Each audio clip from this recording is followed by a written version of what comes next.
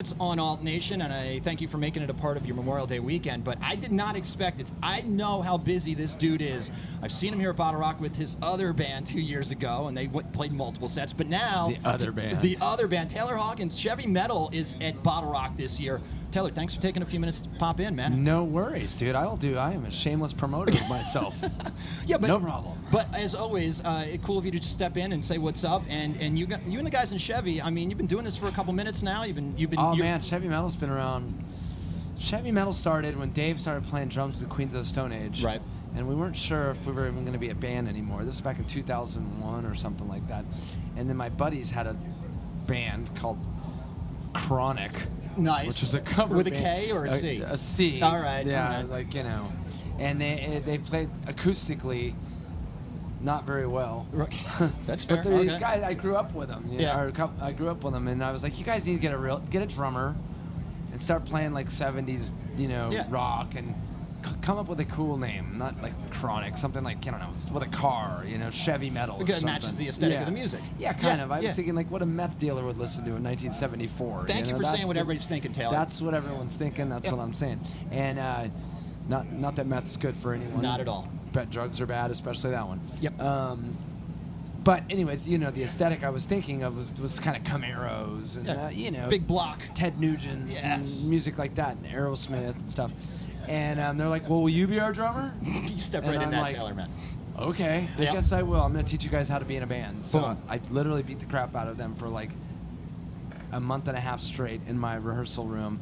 And then we went and played our first gig at Abuelita's, a Mexican restaurant in Topanga Canyon, California. Awesome. And we've been doing it ever since. And so these are it's dudes my you grew drum up gym. with. It's my drum gym. Got it. Well, you got to stay tight. You got to stay right because you're the other part of your drumming brain has a lot of. Well, the Foo Fighters play so long. Yes, we you do. These marathon sets that if I don't keep my drum sort of chops together. Right. I mean, that's not the only reason I do it. I also do this because I get to sort of make love to the music that I grew up and I learned from. Yeah.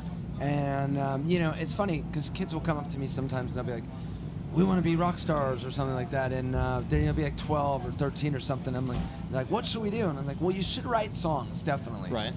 But you should also start a cover band, because if you know a bunch of covers, people will actually want you to play at their keg parties or whatever you're doing in high school. Yeah. Whatever kids do now. I don't know what they do now. They just sit around and look at computers.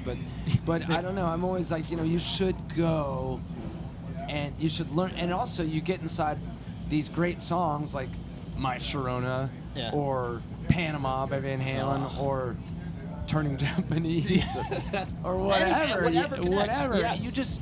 You learn how to write songs almost. And I mean, the Beatles and Van Halen and all those bands, they all started out as cover bands. Right. It's like art. It's any other type of art. You got to understand the masters. You got to understand what's in your DNA. Absolutely. Yeah, and you get stage time too. Yes. So like there's no better place to learn how to be on stage than on stage. Cool. Let me ask you, Taylor. I mean, whether with Chevy Metal or even when you're playing, you do a bunch of cool covers with Foos. Is there anything that you will like? This is off limits. It would be sacrilegious to try to step into this one. I just try and stay away from stuff that I feel like is kind of like too much of a wedding band type situation. Okay. I mean, we do play My Sharona and stuff like that, but we never play Led Zeppelin. Fair. I just feel like everybody covers Led Zeppelin always, so.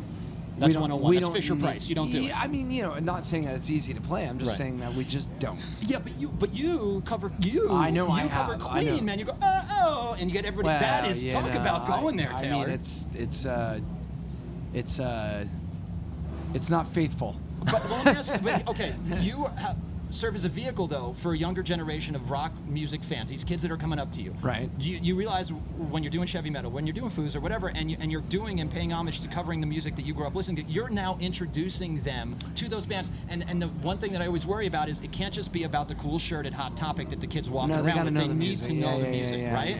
That's got to be in your DNA. I think in a way that's what was so great about that Queen movie this year.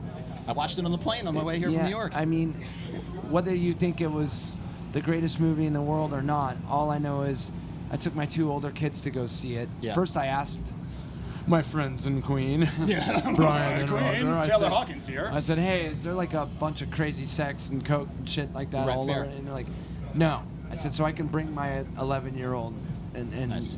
to go see it.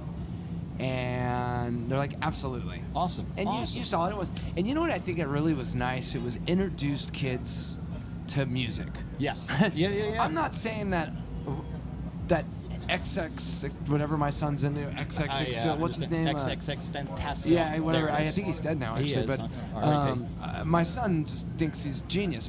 But you know who my son is totally infatuated with now? Who? Nirvana. There it is.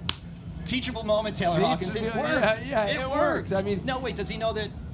That Dave Uncle was Dave? in. Uncle Yeah, Dave is- absolutely. he does, Yeah, okay. no. All right. I mean, when I was writing songs for a new little vanity project that I'm working on right now, which is almost done, I was gonna write a song for my son, and he goes, "Can you have Dave play drums on it?" Wow. I wanted to say, you know what, little Let me tell you fucker, about you're it. not getting dessert tonight. All right. You like the house? You like your Yeah, you Nintendo like the Switch? house? You know who's been getting that for you, Yeah, man? me, motherfucker. But how great is it to have teachable moments in music and in art and to bring your children into your world? I like it, but I also understand that I also understand they just told us to get the hell out of here. I also understand that kids need to find some way for music to be rebellious, for their parents not to like it. Yes, I understand. I mean, I used to have pictures of Freddie Mercury on my wall, and my dad's like, "Why do you have that picture of that homosexual on your wall?" You know, it was like the late 70s, Different early times. 80s. Different times. And I'm like, he's not homosexual. Well, what do you mean? I love Queen. Shut up. But that was okay because, you know, half the reason I'm here is to be able to tell my dad to fuck off.